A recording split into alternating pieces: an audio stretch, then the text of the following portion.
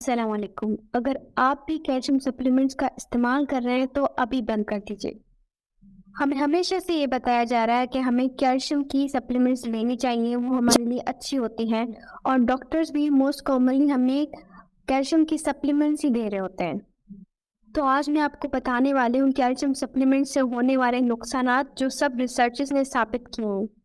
2016 کی اسٹڈی ہے جو کہ journal of American heart association میں موجود ہے، اس میں یہ دیکھا گیا کہ calcium supplements coronary artery calcification کا رسک بڑھ جاتا ہے۔ جو ہماری دل کی جو شرانیاں ہیں جو کہ دل کو خون فراہم کرتی ہیں، ان میں بلاکیجز آنا، ان میں کیلسیفیکیشن ہو جانا، کیلشیم کا جمع ہو جانا۔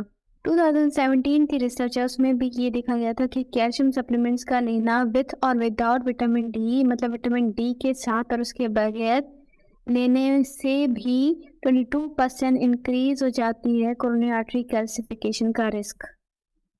کیلشیم سپلیمنٹس لینے سے دل کے امراضوں سے موت ہونے کے چانسز بڑھ جاتے ہیں۔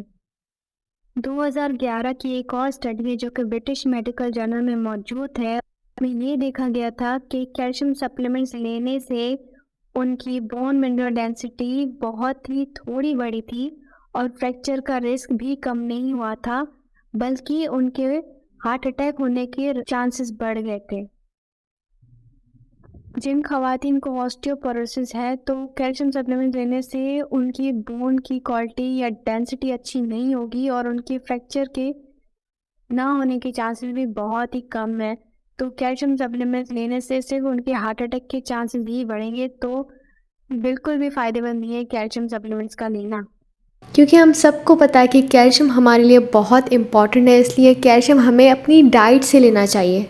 ہم قدرتی خوراک سے بھی اپنی کیلشیم کی کمی دور کر سکتے ہیں۔ اگر آپ کو ویڈیو پسند آئی تو ضرور لائک کیجیے اور ایسی ہی اور انفارمیشن جاننے کے لیے ہمارے چینل سبسکرائب کیجیے۔